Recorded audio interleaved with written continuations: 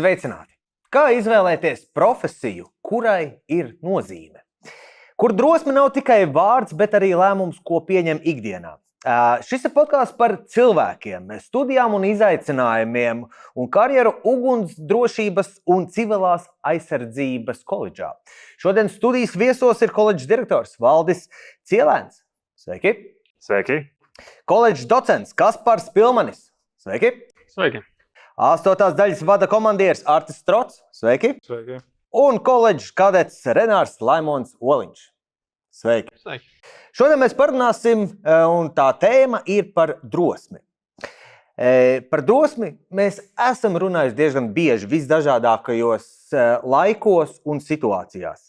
Bet vai drosme ir īpašība, ar kuru piedzimis, vai tomēr drosmi var iemācīties? Tas ir tas, ko mēs šodien apcelāsim. Un pirmais jautājums būtu, ko jums personiski nozīmē vārds drosme? Kaspar? Es teiktu, mūsu profesijā drosme viennozīmīgi ir zināšanas. Tad, kad tu zini, ar ko tev ir darīšana, tu zināsi, kas tev un kā, kas un kā tev ir jādara, un līdz ar to šādu baiļu īsti arī nemaz nebūs. Kā tev, Valdi, ar drosmi? Kā tu saproti šo vārdu? Drosme ir, jo, kā Kaspars minēja, manuprāt, iegūto zināšanu, pielietošanas spējas, tā kā noteiktā riska situācijā, bet tā, kas, manuprāt, ko ļoti cilvēki daudzreiz jauc, ir drosme ar pārgalvību. Drosme nebūs tas pats, kas pārgalvība. Dažreiz pārgalvība noved vēl pie sliktāka rezultāta un neapdomīga rīcība, kura beidzās veiksmīgi, tā kā nav drosme, bet pārgalvība. Mums ir tāds profesionāls jēdziens kā attaisnojamais risks. Tas ir risks, kas ir izvērtējot visas iespējas un zināšanas, kas ir iegūtas, ko arī mēs šeit koledžā cenšamies iedot maksimāli daudz zināšanas, pieejamu informāciju, lai tā drosme būtu tāda, ko mēs pielietojam sev zināmās zināšanas, resursus, maksimāli labi, un tajā brīdī mēs varam teikt, ka tas ir drosmīgi, ka mēs izdarījām kaut ko varbūt ārpus savām spējām vai tuvu maksimumam, tad šī, manuprāt, būs tā drosme. Kā Artis atbildēt? Manuprāt, drosme tā ir baiļu pārvarēšana. Ja, piemēram, es baidos iet kādā tumšā telpā, tad man ar laiku parādīsies tā drosme, un es ieiešu tajā tumšajā telpā. Tāpēc manā skatījumā, ka drosme definēs kā baiļu pārvarēšana. Un kā tev? Manuprāt, tieši tik vienkārši ir drosme sākas ar izvēli. Veic izvēli un pārvar savas bailes, savas drosmes. Bet kā šķiet, drosmi var iemācīties? Vai koledža piedāvā iespēju pārvarēt savas bailes un kļūt par drosmīgākiem? Kā tu teikt, Renār? Manuprāt, ka nē. Tas, ka tu pārvari kaut kādu bailes slieksni, tas vienkārši ir tava disciplinētība un izvēle. Respektīvi, ja tu to patstāvīgi veiksi, tad no konkrētām lietām būs mazāk bail, tāpēc arī to varēs klasificēt kā drosmīgu cilvēku. Principā viss sāks tikai pašam ar sevi. Kā Artis teikt, vai drosmi var iemācīties koledžā? Es uzskatu, ka jā. To, ka es šeit arī mācījos, bija praktiskās nodarbības, kur tiešām bija bailes tajā pašā labirintā no 4. stāvā ar virvi nolaisties lejā. Tas vienkārši ar laiku atnāca tā tas drosmīguma tā sajūta, ka nē, ir jāmēģina, ir jādara, un tad tu sāc darīt, un, manuprāt, tā arī parādās, iemācās tā drosme. Un mācīspēkam jautājums, vai tev ir sanācis tieši sadarboties ar studentiem, kuriem tā drosme nav, bet tev ir jādabūna, lai ir? Spēcīga motivācija. Bet vai ir arī kaut kas tāds, kas pārvar bailes šeit? Jau tu minēji, ja, piemēram, ir bail no tumsas vai no augstuma, bet šajā gadījumā tas ir vienkārši jādara un jākāp pār savām bailēm. Tas, es teiktu, komandas darbs un piemērs, ka kāds cits to paveic, ja ir kāds, kas vēl priekšā attiecīgi pa šo labirintu vai tumšajām vietām vai no augstuma. Ja tev ir priekšā paraugs, ka cilvēks to spēj, tas ir cilvēka spēju robežās, tad ļoti iespējams, ka cilvēks saņemsies, pārvarēs šīs savas bailes, saņem savu drosmi vai atradīs, kādu citu motivāciju no pedagoga puses un spēs veikt šīs darbības. Jo, godīgi sakot, man tā sajūta ir, ka jūs esat ļoti drosmīgi un bezbailīgi vīrieši.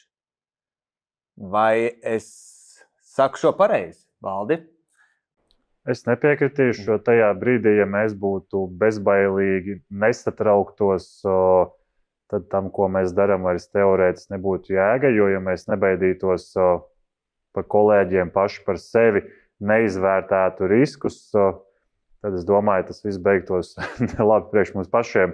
Tāpēc baidīties vajag. Tas palīdz izvērtēt riskus, kas ir ļoti svarīgi, jebkurā notikumā, jebkurā dzīves situācijā. Risku izvērtēšana ir viens no pats primārākiem, tad saprast arī to rīcību, kādu mēs varam veikt. Un, piemēram, gan praksē, gan koledžas ietvaros, gan arī reālajā praksē saglabāt šo emocionālo noturību.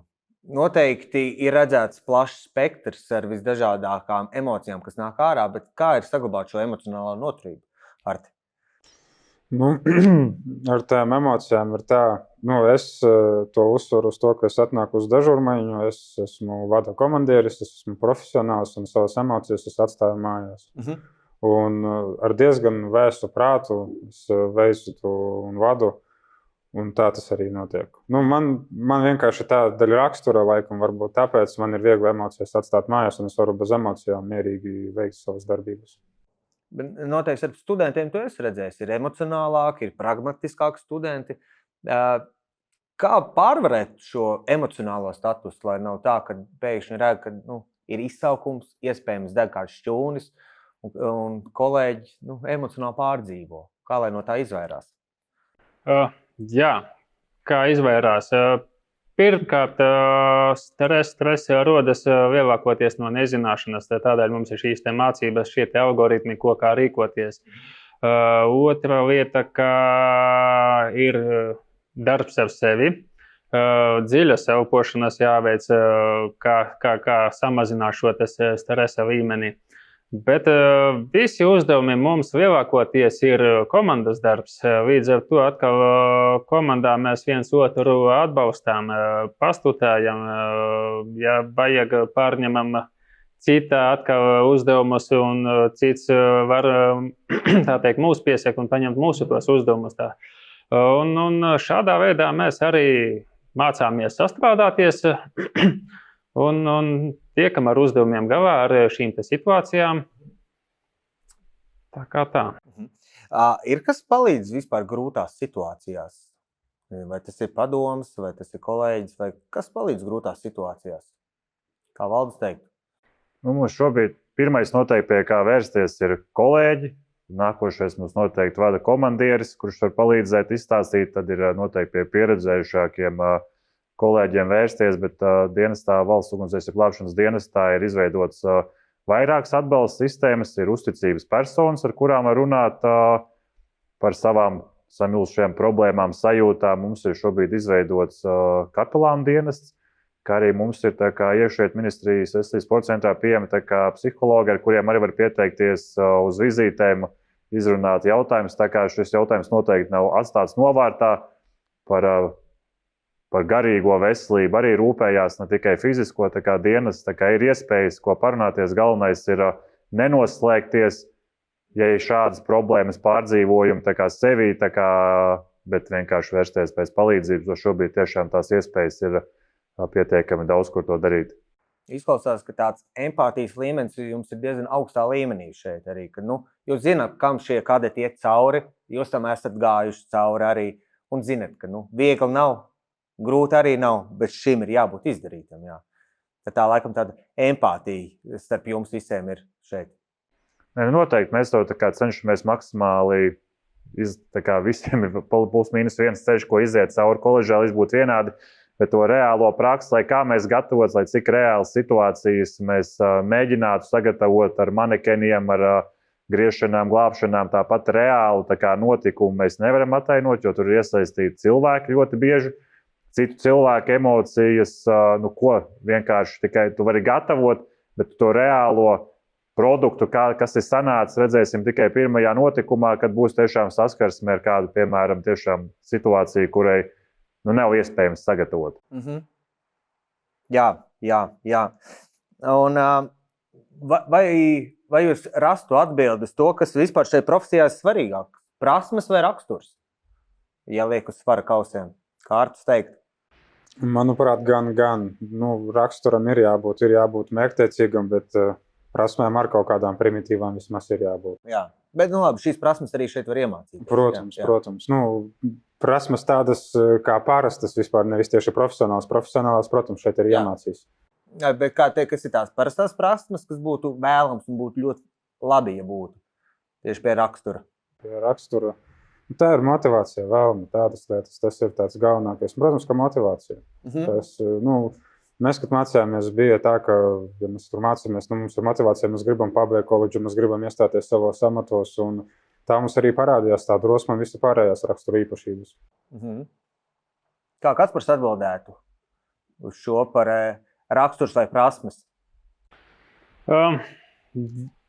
Gan. Es teiktu, jā, ļoti svarīga ir šis rakstura iezīme spēja ātri pieņemt lēmumus, bet šo iezīmi var arī, citam tas ir dabiski dots jau kā talants, varētu teikt, bet citam viņš atverās, parādās caur pieredzi. Tātad strādājot ilgākā laika posmā, kurš jau sastopās ar analoģiskām situācijām, tad ar katru reizi viņš sevi uzlabo.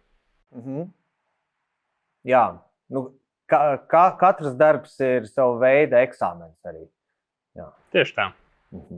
Bet vai par to liek atzīmi? Tas tiek vērtēts. Vienmēr viss tiek vērtēts. Ja neatzīmē, tad kādā citā veidā. Jā, acis, auss ir visur. Tieši tā, visur, jā. Kāda vispār tā piederības sajūta komandai? Jājautā tev kā jaunākiem komandas biedriem. Viennozīmīgi vispār papildinot ar iepriekš teikto, viss, manuprāt, tā atslēga ir komandā. Jo visu, ko tu dari, būs komandā. Un neatkarīgi kādas problēmas to būs, principā katru problēmu atrisinām. Un katrai problēmai ir savs risinājums. Un tieši komandā, neatkarīgi kādas tam cilvēkam ir zināšanas, kādam būs labākas zināšanas no komandas, kādam sliktākas. Bet ja kopā to visu saliek, kā saka, kopā, tad beigās iznāk tas labākais no labākā. Tāpēc arī tas viss, kā apritā darbība strādājot komandā, ir ļoti nozīmīgi, un tas arī rada to visu risinājumu. Jo mēdz arī uzskatīt, ka ir komandas cilvēki, ir individuālie cilvēki. Kurā tu pozīcijā sevi ieliktu? Grūti redzēt. Ir, protams, cilvēki, kuri vairāk vērst uz individuālo komandu, es vairāk uzskatu sevi kā komandas cilvēku, jo viss tāpat ir vieglāk komandā. Protams, ja visu var izdarīt vieni paši, bet tiešām, ja tu māki izmantot to iespēju strādāt komandā, tad, manuprāt, tiešām viss ir izdarāms sasniedzums.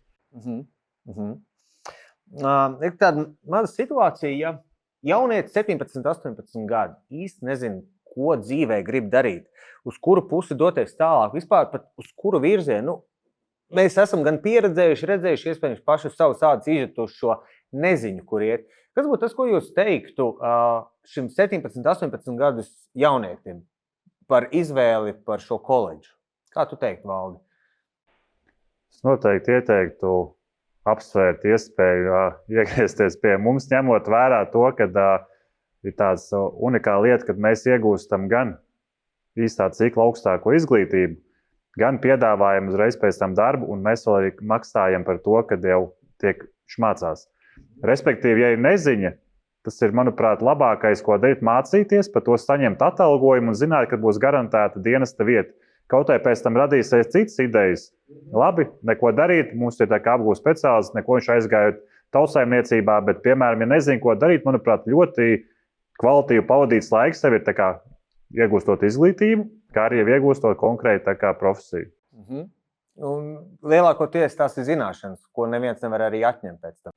Jā, tas nebūs tā kā meklēt iespējams kaut kādu darbu pastrādāt. Šeit tiešām notiek uzreiz izglītība. Mēs dabūnam gan izglītības dokumentu, gan par to saņemam atalgojumu, gan pēc tam arī piedāvāt uzreiz darbu. Kad nav jāmeklē darba tirgū, ko es ar savu iegūto izglītību tālāk darīšu. Jā. Kā Kaspars atbildētu? Ko tu ieteiktu jaunietim, kurš varbūt vēl nezina, ko darīt dzīvē? Es piekritīšu direktoram, ka ļoti daudz iegūs viņš šajā nozarē, bet es uzreiz nepārsteigtos un nemudinātu. Es te ieteiktu sevi ieklausīties, kur viņš saredz, vai viņš sevi saredz šajā profesijā, vai viņš sevi saredz forma starpā kā tādā, vai viņš spēja arī ārpus darba vai savā brīvajā laikā būt adekvāts. Tas ir katram jāizvērtē individuāli, vai savas spējas, savas vēlmes. Jā. Īstenībā, laikam, pa šai epizodes atslēgas vārdam drosmi, tad tas pirmais drosmīgais solis būtu pirmkārt saprast, ko es vēlos, un ja šis uzrunā, tad uzrakstīt. Un kā arī citās epizodēs runājam, viss sāks ar interesi. Ja ir interese par to, tad arī šeit var iegūt visu tālāk. Jā. Jā. Un kā jūs definējat, kā tieši mainās cilvēks šo 3 gadu laikā koledžā? Ja, es gribētu jautāt treneram, kā vissvaigākajam cilvēkam šajās koledžas sarunu panelī. Jā. Kā cilvēks mainās 3 gadu laikā? Man personīgi tā būs vieglāk pateikt. Es nāku no Rīgas, man nav ne lauku, nekādu principā praktisku pieredzi. Es nāku šeit, strādāju ar rokām, esmu salīdzinoši maz. 1. gada laikā esmu iemācījies ļoti daudz ko. Esmu izpratis, principā, ticis līdzi pārējiem kursabiedriem, kas jau ir zinājuši iepriekš kaut ko vairāk par mani. Mācību beigās es jau esmu, principā, izlīdzinājis savus trūkumus. Un tad arī tas rezultāts, kad arī pie priekšējā jautājumu, kāpēc, kā izvēlēties, kur iet tālāk. Manuprāt, jābūt tai mērķtiecībai, ka ja tev ir kaut kāda mazākā vēlme, interese vai kaut kas, kas tev aizķer konkrētā nozarē, pieņemsim arī šajā, tad droši iet un darīt to un nebaidīties, jo neatkarīgi, cik zinošs tu būsi, un respektīvi, jo zinošāks tu būsi, jo, manuprāt, tev liksies, ka tu zini mazāk. Un tur arī rodas tā dilēma, jā, ka vienkārši nevajag baidīties un neatkarīgi kāds to zināšanu līmenis var droši iet, nebaidīties, mēģināt un, es domāju, visiem viss izdosies. Jā. Kāds sev kas par novērojums? 3 gadu laikā, kādēļ no pirmā kursa absolvējot šo koledžu, par ko viņš pārvēršas? Kāda ir šī personiskās iezīmes, ko tu esi novērojis? Jā, pat 3 gadiem ir ļoti liela izaugsme. Es teikšu, jā, pirmajā kursā, ka viņi atnāk, viņi ir nobijušies, viņi nevienu nepazīst, viņi ir iemesti, bet atnākuši svešā vidē. Un liekas tādas ļoti trauslas būtnes, bet viņi šeit iziet cauri ugunī un ūdenim, un viņi vienkārši... Patīk pat burtiski ugunim un ūdenim. Burtiski izgājuši cauri visam, un pilnīgi cilvēki mainījušies tā, ka par 180 grādiem stāja mainījusies, skats mainījusies, ir šis te tvēriens dzīves parādījies jau kāds skatījums uz vietām. Ļoti daudz prakse pavadītā arī šajās daļās un posteņos. Tur viņi arī gūst pilnīgi citu jau skatījumu un priekšstatu. Un tā kā, tas cilvēkus maina neatgriezeniski, manuprāt. Kā Arti, tu esi novērojis, vai kā pašam tev bija šo 3 gadu koledžu laikā mainīties? Vai ko tu esi redzējis, kā cilvēki mainījušies? Mēs, kad mācījāmies, mēs visi kursi bijām atnākuši tādi, kā arī minēja, nobijušies, nesaprotam, kas tad notiek vispār, tur kaut pakāpes disciplīna ir jāziņo augstāk stāvošai amatpersonai, tas vispār ir kā, mēs domājam, ak Dievs. Bet ar laiku tas viss iegāja, un 3. kursā mēs jau bijām kā jau arī amatpersonas, tās amatpersonas, uz kurām mēs skatījāmies 1. kursā. Kā Valdis teiktu, 3 gadu laikā, kā mainās cilvēks šajā koledžā? Es domāju, ka sākotnēji galvenais iegūms ir pārliecība, ko var redzēt, ja mēs paskatāmies 1. kursa, kad ir tā pārliecība pa visu, ko dara, ir ļoti, ļoti minimāla, un tad mēs paskatāmies absolventiem, un tad mēs redzam, ka tā pārliecība pa zināšanām un prasmēm ir jau tādā līmenī, lai viņš to tos tālāk jau dienestā. Visu, ko vajag, un vēl vairāk. Vīri, es jums teikšu lielu paldies par šo sarunu. Es ticu, ka ja tad arī šie mūsu skatītāji ir uzrunājuši kaut ko vairāk. Un katrā ziņā, jā, drosme sāks ar izvēli. Un jūsu izvēle ir noskatīties šo video klipu, un jūsu nākamā izvēle ir padomāt, kā šis liek jums justies. Un ja tas liek justies pozitīvi, tad kas sliktākais var būt? Būsim reāli. Atnāciet, uzziniet, kā teica Renārs, kaut vai atnāciet uz ēndienu, uzzināt. Cilvēki ir atvērti. Es teikšu jums lielu paldies par to, par jūsu darbu, par jūsu zināšanām un jūsu pieredzi, par to, ka koledža joprojām turpina būt absolūti augstā līmenī. Es teikšu arī paldies skatītājiem. Un ja kādam kādas intereses, meklējam informāciju internetā, skatāmies citas epizodes un dalamies tālāk ar labu saturu. Paldies jums! Uz tikšanos citās epizodēs!